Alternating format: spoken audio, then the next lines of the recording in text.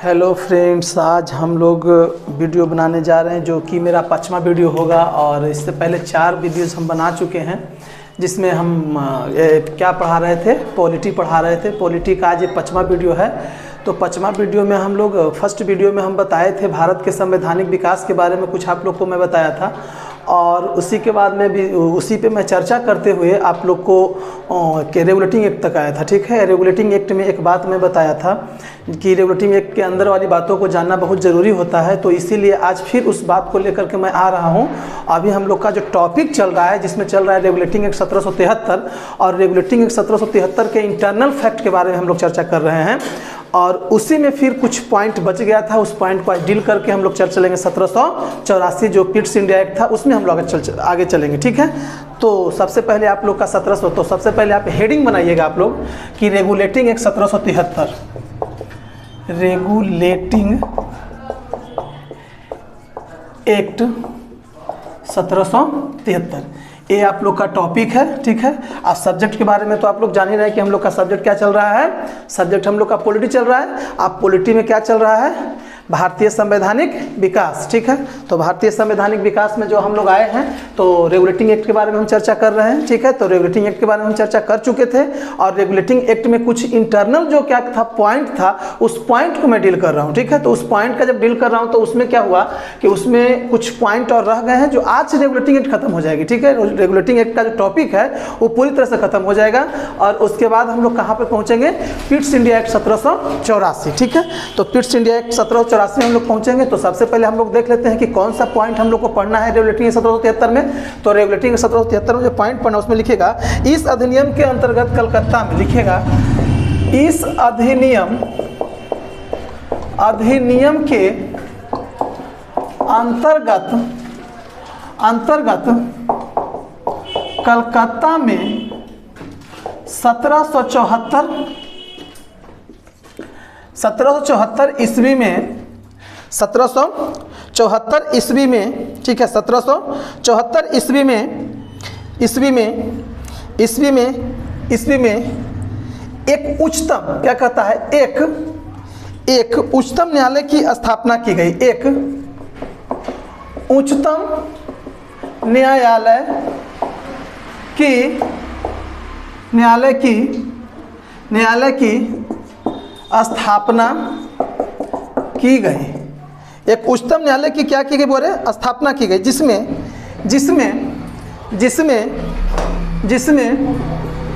एक मुख्य न्यायाधीश और 3 अन्य न्यायाधीश थे। ठीक है, तो सबसे पहले एक बात आप लोग जानिए कि सबसे पहले हम क्या बताने जा रहे हैं बाबू कि ये रेगुलेटिंग एक्ट के कुछ इंटरनल फैक्ट है। तो रेगुलेटिंग एक्ट के इंटरनल फैक्ट में हम क्या बता रहे हैं, तो इस अधिनियम के अंतर्गत कलकत्ता में, चले तो जैसे ही हम बोले कि इस अधिनियम के अंतर्गत कलकत्ता में, तो किस अधिनियम के अंतर्गत, तो 1773 रेगुलेटिंग एक्ट अधिनियम के अंतर्गत कहाँ में बोले, तो कलकत्ता में। कलकत्ता में क्या हुआ था, एक उच्चतम न्यायालय की क्या की गई थी, स्थापना की गई थी। ठीक है ना, एक उच्चतम न्यायालय की स्थापना की गई, एक मुख्य न्यायाधीश और उसमें कितना, 3 अन्य न्यायाधीश थे। ठीक है, जिसमें एक मुख्य न्यायाधीश और 3 अन्य न्यायाधीश। ठीक है ना, तो एग्जाम में कैसे क्वेश्चन पूछता है, ठीक है ना, आपसे एक क्वेश्चन पूछ देगा कि कलकत्ता में उच्चतम न्यायालय की जो स्थापना किया गया था उस उच्चतम न्यायालय में कितने मुख्य न्यायाधीश थे। ठीक है, तो उसमें कहता है कि एक अन्य न्यायाधीश, ठीक ना, और उसमें एक मुख्य न्यायाधीश और उसमें 3 क्या थे, अन्य न्यायाधीश थे। ठीक है ना, तो यहाँ पे यही बात आपको याद रखना है कि एक मुख्य न्यायाधीश और 3 अन्य न्यायाधीश थे। तो एक मुख्य न्यायाधीश और 3 अन्य न्यायाधीश कहाँ में थे, तो एक मुख्य न्यायाधीश और 3 अन्य न्यायाधीश रेगुलेटिंग एक्ट 1773 का जो रेगुलेटिंग एक्ट था उसी में कलकत्ता में उच्चतम न्यायालय की स्थापना हुआ था। कौन सा डेट में, 1774 में, यानी रेगुलेटिंग एक्ट के 1 साल बाद। जब रेगुलेटिंग एक्ट 1773 में आया था उसकी 1 ईयर कहने का मतलब होता है, यानी 1 साल बाद 1774 ईस्वी में एक उच्चतम न्यायालय की क्या की गई थी, स्थापना की गई थी। और उच्चतम न्यायालय की एक स्थापना की गई थी जिसमें क्या कहता है कि एक मुख्य न्यायाधीश और 3 अन्य न्यायाधीश थे। ठीक है, अब इसके बाद ये पॉइंट हो गया। इसके बाद फिर हम अब इसके रेगुलेटिंग एक्ट के अंदर में नेक्स्ट पॉइंट को बोल रहा हूं। ठीक है, तो सबसे पहले आप लोग ये लिख लीजिएगा कि इस अधिनियम, ठीक है ना, इस अधिनियम के अंतर्गत कलकत्ता में 1774 ईस्वी में एक उच्चतम न्यायालय, ठीक है ना। अब सबसे पहले आप लोग लिखिएगा बाबू, लास्ट बार मैं बोल रहा हूं कि इस अधिनियम के अंतर्गत कलकत्ता में, कहां में, कलकत्ता में, कौन से डेट में, 1774 ईस्वी में, ठीक है, एक उच्चतम न्यायालय, क्या कहता है, एक उच्चतम न्यायालय की कोची की गई थी, स्थापना की गई थी, ठीक है ना। उसमें क्या कहता है, एक मुख्य न्यायाधीश और फिर क्या कहता है कि 3 अन्य न्यायाधीश। ये 3 को बात को पहले अंडरलाइन कीजिएगा, ठीक है। कलकत्ता में कौन से डेट में, 1774, इसको एकदम हमेशा याद रखिएगा, 1774। जो भी आपको डील हम करवा रहे हैं उसमें जो डेट वाली बात है, तो डेट वाली बात को एकदम समझिए कि माथा में एकदम संयोग करके रखना है, ठीक है ना। इसी जब तक संयोग करके नहीं रखिएगा तो फिर एग्जाम में क्वेश्चन छूट जाएगा, हमको फिर डील करवाने से कोई फायदा नहीं होगा। मैं डील इसीलिए करवा रहा हूं और पहले ही बताया था 1773 का रेगुलेटिंग एक्ट जब हम स्टार्ट किए थे उसी में इस बात को हम बताए थे बुआरे कि ठीक है ना, रेगुलेटिंग तो सब लोग जानते हैं कि 1773 में आ गया, ठीक है, लेकिन 1773 में आया तो रेगुलेटिंग एक्ट आने का कारण क्या था, रेगुलेटिंग एक्ट में क्या घटना घटा था, रेगुलेटिंग एक्ट में कौन सी चीजें आई थी, ठीक है। तो देखिए रेगुलेटिंग एक्ट में कौन कौन सी चीज आ रहा है। तो रेगुलेटिंग एक्ट में पहले भी हम चर्चा कर चुके हैं 1773 वाला में, और यहाँ पे क्या आ रहा है कि 1774 में, ठीक है ना, 1774 में कोची हो रहा है, एक उच्चतम न्यायालय की स्थापना हो रहा है, ठीक है ना। एक उच्चतम न्यायालय की स्थापना हो रहा है, कहाँ में हो रहा है, कलकत्ता में हो रहा है। और कलकत्ता में जब उच्चतम न्यायालय की स्थापना हो रहा है तो उसमें के गो मुख्य न्यायाधीश है बोले, तो एगो मुख्य न्यायाधीश है, के गो उसमें कहने का मतलब कि अन्य न्यायाधीश है, तो उसमें 3 गो अन्य न्यायाधीश है। यहाँ पे हम लिखवाए ना है कि 3 अन्य न्यायाधीश, आप लिखना चाहेंगे तो ऐसे हिंदी में लिख सकते हैं कि 3 अन्य न्यायाधीश थे, ठीक है ना। तो अब दिमाग में बैठेगा कि 1773 का रेगुलेटिंग एक्ट था, तो सबसे पहला क्वेश्चन आपका हो गया कि 1773 में रेगुलेटिंग एक्ट आया, और 1773 में जब रेगुलेटिंग एक्ट आया तो उसमें क्या हुआ कि 1774 में जाकर के कलकत्ता में उच्चतम न्यायालय की स्थापना हुई। उच्चतम न्यायालय की जब स्थापना हुआ उसमें एगो मुख्य न्यायाधीश, एगो मुख्य न्यायाधीश और उसमें कितना, 3 अन्य न्यायाधीश। एकदम दिमाग में बैठेगा, एक मुख्य न्यायाधीश और 3 अन्य न्यायाधीश, एकदम इसको एकदम दिमाग में बैठेगा कि क्या बैठेगा बोले कि एक मुख्य न्यायाधीश और 3 अन्य न्यायाधीश, ठीक है। तो 3 अन्य न्यायाधीश हो गए, ठीक है ना। कौन से डेट में, तो 1774 में। कहां में, तो कोलकाता में। कौन से डेट में, तो रेगुलेटिंग 1773 में। कितने मुख्य न्यायाधीश, तो उसमें एक मुख्य न्यायाधीश। कितने अन्य न्यायाधीश, तो उसमें 3 अन्य न्यायाधीश। बस यही बात को तो दिमाग में बैठाना है। तो अब इसी को किसी आदमी को लगता होगा कि सर बार बार एक चीज को बोल रहे हैं, बार बार मेरे बोलने के पीछे मजबूरी है बाबू, बार बार मैं इसीलिए बोलता हूं कि ताकि आपका दिमाग में जाकर के एकदम सटीक बैठ जाए, ठीक है ना। क्या सटीक बैठ जाए, अब आपसे कोई क्वेश्चन पूछेगा कि कलकत्ता में कौन से डेट में उच्चतम न्यायालय की स्थापना हुआ था, तो 1774 में हुआ था, और उसमें कितने मुख्य न्यायाधीश थे, तो उसमें एक मुख्य न्यायाधीश थे। उसमें कितने अन्य न्यायाधीश थे, तो उसमें 3 अन्य न्यायाधीश थे। और कहां में स्थापित हुआ था, तो कलकत्ता में स्थापित हुआ था। और कौन से एक्ट में स्थापित हुआ था, 1773 रेगुलेटिंग में हुआ था, ठीक है। चूंकि मैं पिछले वीडियो में इस बात का चर्चा कर चुका हूं कि जब भी हमारा जो भी करने का मतलब कि हमारा संविधान का जो विकास हुआ है, तो संविधान का विकास क्रमिक और बहुत धीमी गति से हुआ है, ठीक है ना। 1773, 1774, ठीक है, ये क्रमिक जा रहा है। हम बताए भी थे कि 1 2 3 4 क्रमिक है, ठीक है ना। उसी तरह से 1774 अब आगे देखिए फिर क्या होता है, ठीक है ना। तो ये पॉइंट यहाँ पे हो गया। अब इसको मैं मिटा देता हूँ बाबू, और एक बार लास्ट बार मैं बोल देता हूँ कि इस अधिनियम के अंतर्गत कलकत्ता में 1774 ईस्वी में एक उच्चतम न्यायालय की स्थापना की गई, एक स्थापना की गई, ठीक है। यहां तक लिखे होंगे कि एक स्थापना की गई और स्थापना की एक मुख्य न्यायाधीश, ठीक है, एक मुख्य न्यायाधीश और 3 अन्य न्यायाधीश थे। बस यहीं तक लिखना है। इसके बाद मैं इसको मिटा देता हूं, ठीक है। अभी हम लोग रेगुलेटिंग एक्ट में ही चलेंगे, यहाँ एरो के साइन देना है बाबू, और अभी हम लोग रेगुलेटिंग एक्ट में चलेंगे। अभी हम लोग का टॉपिक चेंज नहीं हुआ है, रेगुलेटिंग एक्ट हम चेंज करेंगे, तो आप लोग को बस लिखेंगे, हेडिंग बनाएंगे ऊपर में, ठीक है ना, कि रेगुलेटिंग एक्ट के बाद कौन सा टॉपिक आएगा आपका।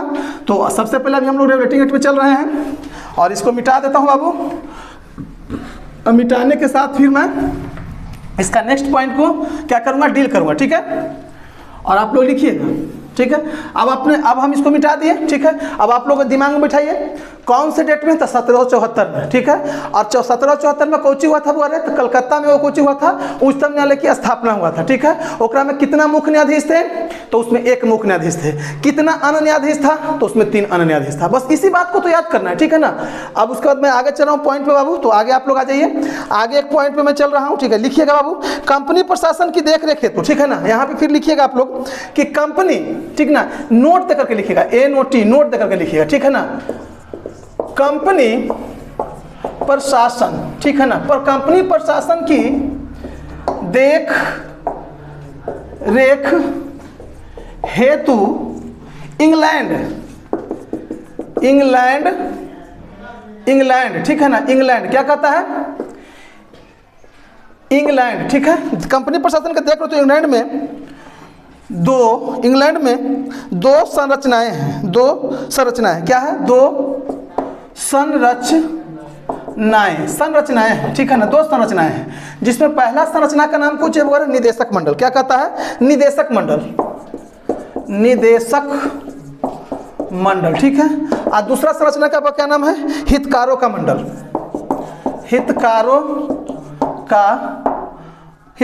मंडल, ठीक है, निदेशक मंडल और हितकारों का मंडल, कोर्ट ऑफ डायरेक्टर, ठीक है, COURT, court of DIRECTOR, court of director. आपका दूसरा का नाम कौन सी है, COURT,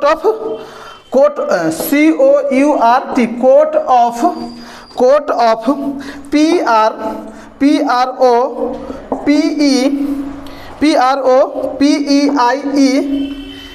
PROPEIETOURS, ठीक है, प्रोप्रिएटर्स, ठीक है, प्रोप्रिएटर्स, ठीक है। तो सबसे पहले आप लोग चलिएगा, ठीक है ना, छोड़िए ना इंग्लिश से, यहाँ से हमको नहीं, हमको इसको मतलब, हमको सिर्फ इससे मतलब है कि निदेशक मंडल और हितकारों का मंडल, ठीक है ना, निदेशक मंडल और हितकारों का मंडल, ठीक है ना। अब यहाँ पे कहता है रेगुलेटिंग एक्ट 1773, ठीक है ना, तो रेगुलेटिंग एक्ट 1773 में घटना और घटा है, ठीक ना, जिसको क्या नाम है कि इंग्लैंड क्या कहता है, नोट में हम लिख रहे हैं इसको बाबू रे, कि कंपनी प्रशासन की देख रेख हेतु। अब जैसे हम कंपनी का चर्चा किए तो कंपनी का चर्चा मैं पिछले वीडियो में कर चुका हूँ, ईस्ट इंडिया कंपनी, ठीक है, तो ईस्ट इंडिया कंपनी, तो वही इतना बड़ा रूप, यानी रूल रेगुलेशन, हम पहले क्या बताए थे कि छोटे छोटे शब्दों को संयोग करके, ठीक है ना, इतना बड़ा आज विशाल चट्टान की तरह भारत के संविधान का विकास हुआ है। तो इसी बात से हम कह रहे हैं, यहाँ पे कहा दिया कि कंपनी के प्रशासन, ठीक है ना, तो कंपनी के प्रशासन तक, कंपनी तो हम पिछला वीडियो में पढ़ा ही चुके हैं, ठीक है, कंपनी प्रशासन की देख रेख हेतु, ठीक है ना, कंपनी का प्रशासन की देख रेख हेतु इंग्लैंड में कितना संस्था है, इंग्लैंड में दो संरचनाएं हैं, क्या कहता है कि इंग्लैंड में कितना संरचना है बाबू रे, दो संरचनाएं हैं, कितने संरचनाएं हैं, दो संरचनाएं, ठीक है ना। तो इंग्लैंड में दो संरचनाएं हैं, तो पहला संरचना का नाम कुछ है निदेशक मंडल, ठीक है, और दूसरा संरचना है कुछ नाम है हितकारों का मंडल, ठीक है ना। अब आपको इतने दिमाग में रखना होगा कि कंपनी प्रशासन की देख रेख है, तो कंपनी प्रशासन की देख रेख है, तो यानी कंपनी सही ढंग से चल रही है कि नहीं हो रहा है। प्रशासन कहने का मतलब हो गया कि यदि मान लीजिए कि हमारे पिताजी है, तो हमको देख रेख कर रहे हैं, जो कुछ कर रहे हैं प्रशासन कर रहे हैं, मतलब हमको देख रेख कर रहे हैं, यानी कहने का मतलब कि हमको देख रहे हैं कि पढ़ेगा नहीं पढ़ेगा, कुछ करेगा नहीं करेगा, कहने का मतलब होता है इसका क्या है, वो हमको देख रेख कर रहा है, जो प्रशासन कर रहा है, ठीक है ना। प्रशासन करने का मतलब थाने पुलिस तक कानून में तो मत चलिएगा। प्रशासन करने का मतलब कि छोटा चीज को, यानी कहने का मतलब कि हमारे हमारे घर में मतलब जी 4 गो हैं लोग, 4 जन हैं, तो 4 जन है तो 4 जन को प्रशासन कर रहे हैं, देख रेख कर रहे हैं।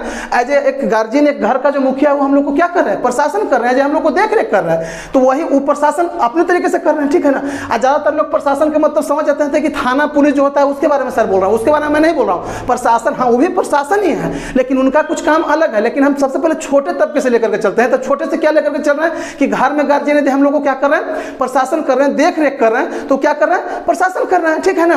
कोई भी हो, हम मतलब पर्सनली नहीं बोले, कोई भी व्यक्ति हो, ठीक है ना, जो अपने घर के मुखिया है, तो उनको घर को कैसे चलाना है, ठीक है ना, अब उसको देख रेख कर रहे हैं, चला रहे हैं, एज ए प्रशासन कर रहे हैं। तो अब यहाँ पे हम क्या कर रहे हैं कि कंपनी प्रशासन की, ठीक है ना, तो कंपनी तो है, तो कंपनी प्रशासन की देख रेख है, तो क्या कहता है कंपनी प्रशासन की देख रेख है। तो इंग्लैंड में 2 संरचना है, कितने संरचना है बोल रहे, 2 संरचना है, कहाँ में, इंग्लैंड में, ठीक है ना। कंपनी प्रशासन की देख रेख है तो इंग्लैंड में 2 संरचनाएं हैं, और 2 संरचना में से सबसे पहला संरचना का नाम कुछ है निदेशक मंडल, और दूसरा संरचना का नाम है कुछ हितकारों का मंडल, ठीक है ना।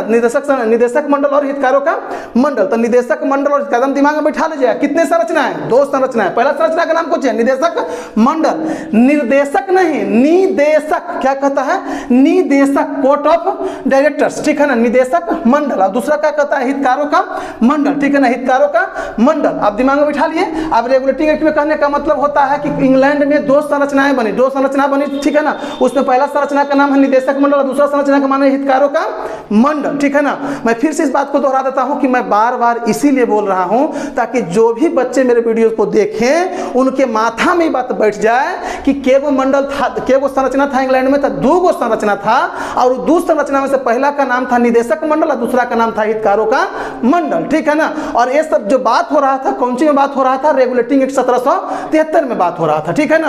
और 1773 में हम तो पहले ही बता दिए थे कि बहुआ रे 1773 का रेगुलेटिंग एक्ट आया था, तो 1773 का रेगुलेटिंग एक्ट को हम डील करते हुए यहाँ तक हम पहुंचे हैं, ठीक है ना। शुरू से उसको हम डील कर रहे हैं, जो पिछला वीडियो में आपको मिलेगा, यानी 4th नंबर वीडियो में आपको मिल जाएगा, ठीक है। तो अब कहता है कि कंपनी प्रशासन की देखरेख हेतु इंग्लैंड में 2 संरचनाएं हैं। क्या कहता है? 2 संरचनाएं हैं। कितने संरचनाएं हैं? 2 संरचनाएं हैं। 2 संरचनाएं हैं। पहला कहता है निदेशक मंडल और दूसरा कहता है हितकारों का मंडल। निदेशक मंडल और हितकारों का मंडल, बस यहां तक आप लोग लिख लिए होंगे, ठीक है ना। लिखने के बाद क्या कहते हैं, इसको मिटा देता हूं, ठीक है। लास्ट पर मैं बोल देता हूं बाबू कि कंपनी प्रशासन की देखरेख हेतु इंग्लैंड में 2 संरचनाएं हैं। पहला संरचना है निदेशक मंडल और दूसरा संरचना है हितकारों का मंडल। अब मैं इसको मिटा दे रहा हूं बाबू, ठीक है। और इसके बाद फिर नेक्स्ट पॉइंट को मैं डील करूंगा समय को देखते हुए। और आप लोग इसको लिखिएगा और याद कीजिएगा। और याद करने के लिए तो हम कोई कोर कसर छोड़ते ही नहीं है। याद करने के लिए आपको रट के याद करने की जरूरत नहीं पड़ेगा। मैं इतने बार बोल ही देता हूं ना कि आप लोग को दिमाग में चल जाता होगा, आप लोग का एकदम जेहन में जाकर सेट हो जाता होगा। क्योंकि मेरा कोचिंग का भी तो नाम है स्टेटअप जीएस एकेडमी, और मैं पिछले वीडियो में इस बात का चर्चा भी किया था आप लोग के साथ में बाबू कि स्टेपअप जीएस एकेडमी रखने के पीछे मेरा क्या लॉजिक था। तो स्टेपअप जीएस एकेडमी रखने का मतलब मेरा यही था कि जो भी बात मैं पढ़ाऊंगा स्टेप बाय स्टेप पढ़ाऊंगा, और वही काम मैं कर रहा हूँ, ठीक है ना। कहीं छोड़ छाड़ के मैं नहीं जाऊंगा, कहीं छोड़ छाड़ के मैं नहीं पढ़ाऊंगा। और ऐसा नहीं कि आज यहाँ पढ़ा 1773 है तो कल पिट्स इंडिया 1784 पहुँच जाएंगे, तरसुन पहुँच जाएंगे, गांधी जी के जन्म तिथि परसुन पहुँच जाएंगे, सुभाष चंद्र बोस जी के जन्म तिथि पर। तो ऐसा नहीं, हम सब लोगों के बारे में चर्चा करूँगा, ठीक है ना। लेकिन लॉजिकली करूँगा, और कहने का मतलब होता है एकदम स्टेप बाय स्टेप करूँगा, ठीक है। तो चलिए आप आगे हम लोग चलते हैं बुआ। तो आगे हम लोग कहाँ चल रहे हैं? आगे हम लोग चल रहे हैं, लिखिएगा सर एलिजा, लिखिएगा। अब एरो के साथ लिखिएगा Sir Elijah, Sir Elijah Impey, Sir Elijah Impey. क्या कहता है? सर एलिजा इम्पे इस उच्चतम न्यायालय, इस उच्चतम न्यायालय की, लिखे ना, न्यायालय के मुख्य न्यायाधीश थे। क्या कहता है कि सर एलिजा इम्पे इस उच्चतम न्यायालय के मुख्य न्यायाधीश। अब यहाँ पे दिमाग में रखना है सर एलिजा इम्पे, ठीक है ना। क्या कहता है कि सर एलिजा इम्पे इस उच्चतम न्यायालय के मुख्य न्यायाधीश थी, ठीक है ना। मुख्य न्यायाधीश थे, ठीक है। हम वहाँ चर्चा किए थे आपको कितने मुख्य न्यायाधीश थे, तो 1 मुख्य न्यायाधीश थे, ठीक है। वही मुख्य न्यायाधीश का नाम क्या है? सर एलिजा इम्पे, ठीक है ना। सर एलिजा इम्पे इस उच्चतम न्यायालय के मुख्य न्यायाधीश थे, ठीक है। हम दिमाग में बैठा लीजिए कि 1773 रेगुलेटिंग एक्ट में जो बात कर रहे हैं, तो ये सब रेगुलेटिंग एक्ट में नियम कानून आ रहे हैं, ठीक है ना। कि सर एलिजा इम्पे कोई जो थे उच्चतम न्यायालय के मुख्य न्यायाधीश थे, ठीक है ना। सर एलिजा इम्पे, ठीक है ना, सर एलिजा इम्पे, ठीक है। अब यहाँ थे लिख दिए, कोई दिक्कत नहीं, थे, ठीक है ना। तो सर एलिजा इम्पे इस उच्चतम न्यायालय के मुख्य न्यायाधीश थे, ठीक है ना। तो दिमाग में उठेगा सर, यहाँ अंडरलाइन भी कर लीजिएगा सर एलिजा इम्पे। अब आप लोग को एकदम दिमाग में आ गया होगा कितने मुख्य न्यायाधीश? 1 मुख्य न्यायाधीश। कितने अन्य न्यायाधीश? तो 3 अन्य न्यायाधीश, ठीक है ना। कितने कहने का मतलब था रचनाएं इंग्लैंड में, ठीक है ना। तो उसमें 2 रचनाएं थी। तो पहला का नाम कोई था हितकारों का मंडल, दूसरा का नाम कोई था, पहला का नाम था निदेशक मंडल, दूसरा का नाम कोई था हितकारों का मंडल। तो निदेशक मंडल और हितकारों का मंडल, और इसमें क्या था? सर एलिजा इम्पे इस उच्चतम न्यायालय के क्या थे? मुख्य न्यायाधीश थे, ठीक है। और ये सब किसमें हम लोग बात कर रहे हैं? तो 1773 कौन सी में? रेगुलेटिंग एक्ट में हम लोग बात कर रहे हैं, ठीक है। रेगुलेटिंग एक्ट 1773 में इस बात कर रहे हैं, और 1773। अब आप लोग को कुछ नहीं याद हुआ होगा, हम मान के चलते हैं कुछ भी नहीं याद हुआ है, तो कुछ नहीं याद हो तो सबसे पहले ये तो याद हो गया होगा ना कि 1773 में कोई था रेगुलेटिंग एक्ट, ठीक है ना। रेगुलेटिंग एक्ट 1773 में आया था। कहीं से मान लीजिए कि इसके अंदर से नहीं क्वेश्चन पूछेगा, ठीक है ना। 1773 के रेगुलेटिंग एक्ट के अंदर से क्वेश्चन नहीं पूछा था, कम से कम इतना तो पूछेगा ना कि रेगुलेटिंग एक्ट कब आया था? 1773। उसको मारकर आगे बढ़िए। कहीं अंदर से क्वेश्चन पूछ दिया कि इंग्लैंड में कितनी रचनाएं थी? तो 2 गो था। तो पहला कुछ नाम था निदेशक मंडल, दूसरा नाम था हितकारों का मंडल। उसके बाद कहीं आपसे क्वेश्चन राइज कर देगा कि कलकत्ता में उच्चतम न्यायालय की स्थापना कब हुआ था? 1774। 1774 में, ठीक है। तो 1774 में जब कलकत्ता में उच्चतम न्यायालय की स्थापना हुआ था तो उसमें कितने मुख्य न्यायाधीश थे? तो उसमें एक मुख्य न्यायाधीश थे। उसमें कितने अन्य न्यायाधीश थे? तो उसमें 3 अन्य न्यायाधीश थे। दिमाग में बैठ गया, ठीक है ना। और एक मुख्य न्यायाधीश थे, तो एक मुख्य न्यायाधीश का नाम क्या था? Sir Elijah Impey. क्या नाम था? सर एलिजा इम्पे, ठीक है। आप लोग लिख लिए होंगे, इसको मिटा दे रहे हैं बाबू, ठीक है। तो आप लोग लिखिए, याद कीजिए, और मेरे वीडियो को comment, share, subscribe and like आप लोग जरूर कीजिएगा। आप लोग से खास आग्रह है बाबू रे, चूँकि आप उसको शेयर कीजिएगा, लाइक कीजिएगा और सब्सक्राइब कीजिएगा, तभी आगे कुछ और आप लोग को फायदा पहुंचेगा। मेरा हमको भी कुछ ऐसा होगा। चलिए आगे बढ़ते हैं बुआरे, आगे हम लोग लिखते हैं, आगे हम लोग चलते हैं। एक बात है कि इस अधिनियम के द्वारा ब्रिटिश का कोर्ट क्या कहता है? इस अधिनियम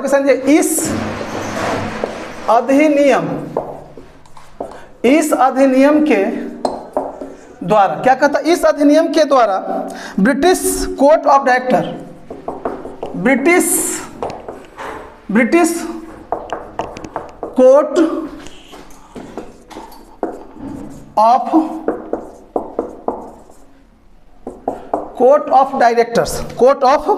डायरेक्टर्स, जिसको कहते हैं कंपनी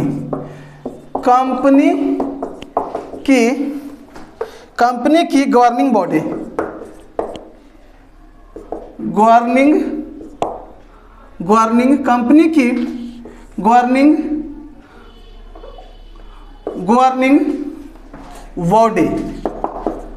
कंपनी की गवर्निंग बॉडी के माध्यम से कंपनी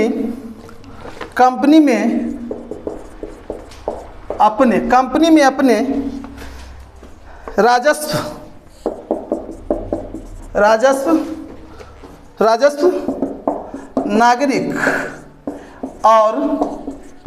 नागरिक और सैन्य मामलों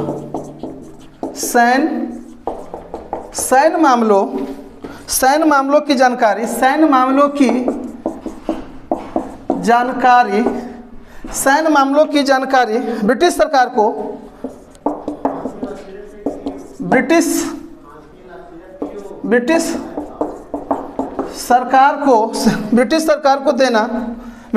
को देना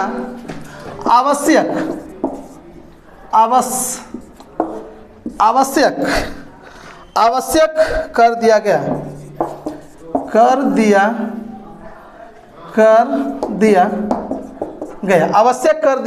अब सुनिए, कहता है रेगुलेटिंग एक्ट। क्या कहता है?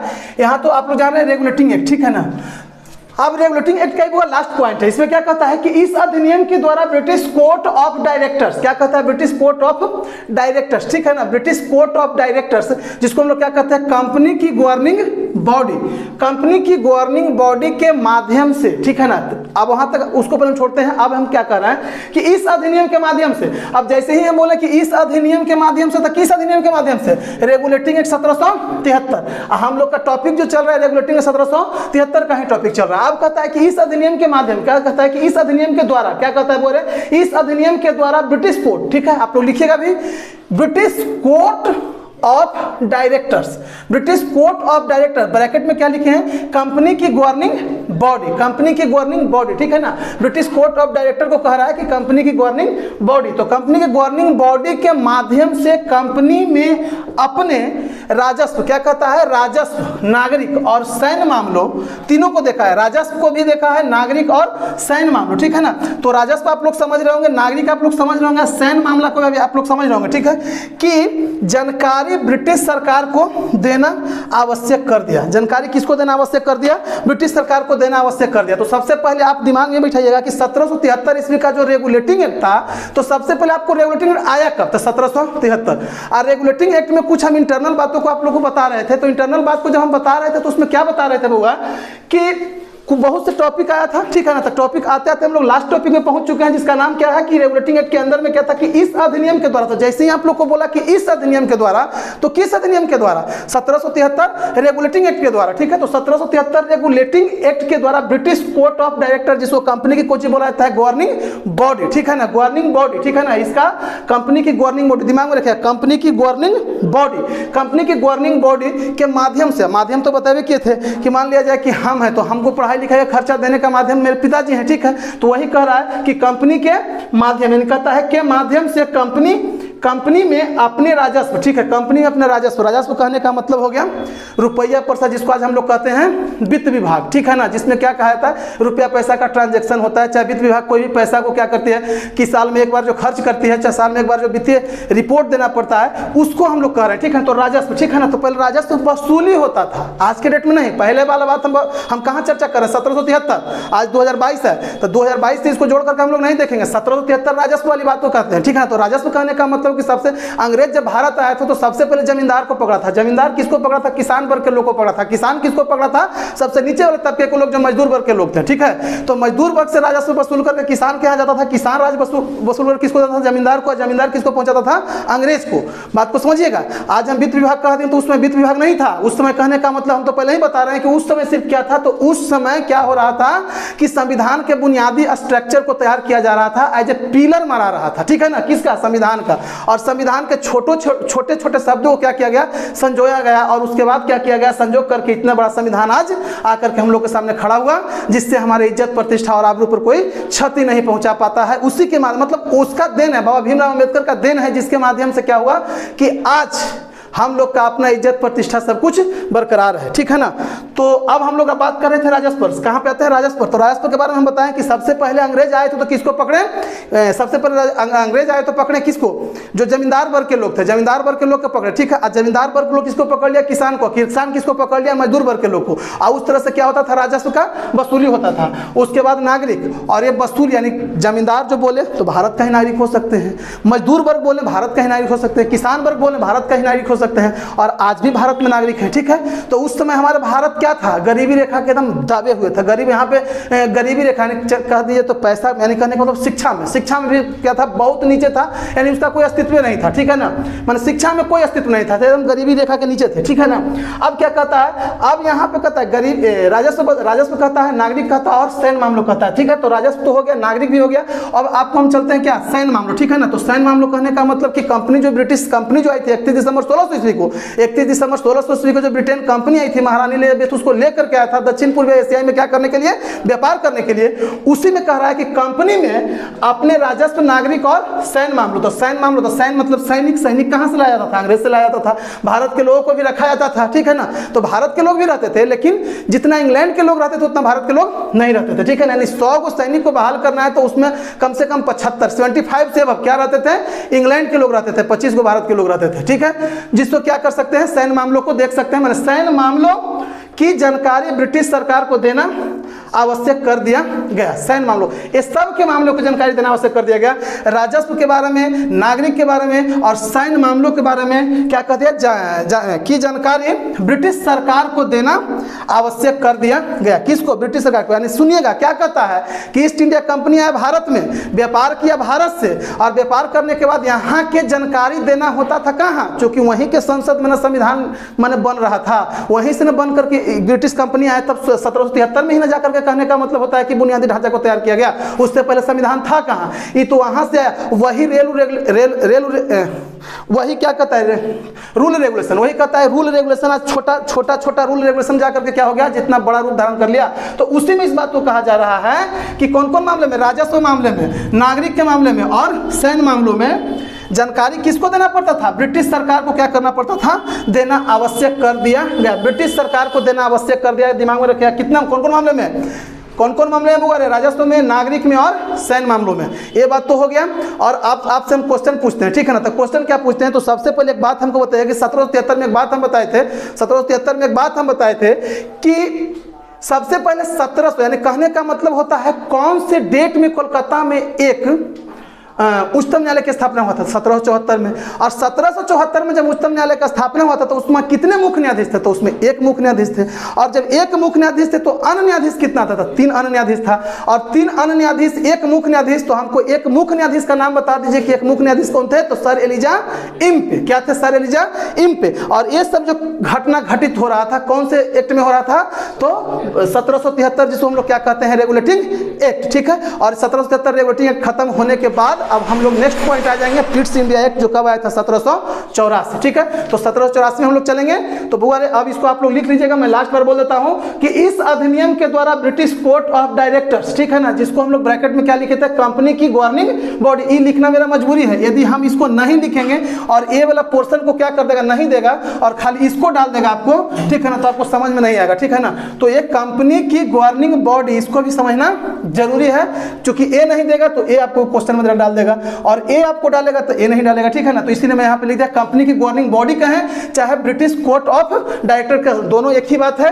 अब क्या कहता है? के माध्यम से कंपनी में अपने राजस्व, नागरिक और सैन्य मामलों की जानकारी ब्रिटिश सरकार को देना आवश्यक कर दिया गया। ठीक है। तो अब आप लोग को मैं एक टॉपिक आप लोग का बुआ रे खत्म हो रहा है और खत्म होने के साथ हम कौन से टॉपिक पे आ जाएंगे? Pitt's India act 1784। तो अब आप लोग से बस एक ही विनती है कि मेरे चैनल को लाइक करें, सब्सक्राइब करें और जितना अधिक से अधिक शेयर करना हो शेयर करें बाबू। ठीक है। तो अब फिर आप लोग को मिलते हैं नेक्स्ट वीडियो में। तब तक के लिए धन्यवाद और आप लोग लिखिएगा, इसको याद कीजिएगा। ठीक है।